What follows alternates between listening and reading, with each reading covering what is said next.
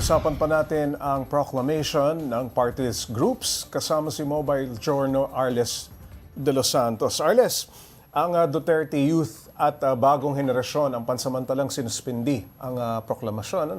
Meron na ba silang timeline kung kailan nila ipoproclaim itong mga ito? Sa ngayon, Pops J, ay wala pang timeline na definite ang COMELEC. Pero ang gusto nila ay matapos ang mga kaso nito sa June 30. Yun nga ang pagsisimula ng 20th Congress. Pero mahalaga tignan natin, Pops J, na mula 2019 ay ongoing na yung reklamo against sa Duterte Youth Party List kung saan nag-file ang ilang mga individual ng material misrepresentation at failure to publicize nominee. And 2019 din, Pops J, yung naging huling hearing nila. Kaya ang tugon ni Representative Cardema ay walang nailabas na pinal na desisyon nun. Kaya bakit biglang nabuhay daw ito ngayon? Ayun nga, Arles, sumalma ang Duterte Youth. Sabi nila, kalahating dekada na itong kaso laban sa kanila.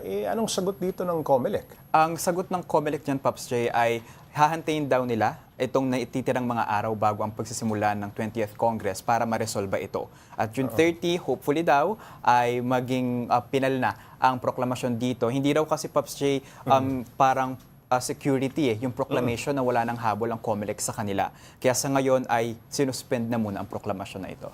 Arles, sa usapin naman ng yung ML party list ni Congresswoman Laila De Lima. Ano ba ang implikasyon ng reversal ng pag-acquit sa kanya doon sa isa sa mga dati niyang drug cases? So wala naman daw detention muli, Pops J.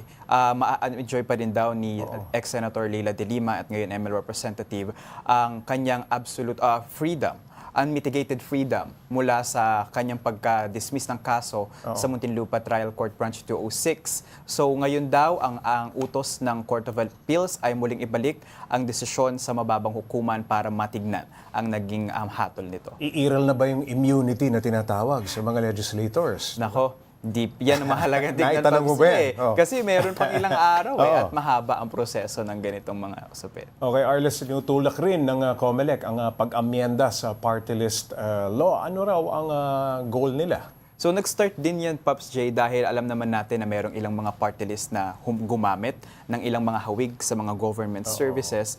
Kaya gusto daw yan palitan sa mga susunod o paparating na eleksyon. Ito daw ay para mabawasan ang impluensya ng ayuda thinking and iba't ibang mga umuusbong na mindset na nakaka-impluensya sa pagboto ng mga Pilipino.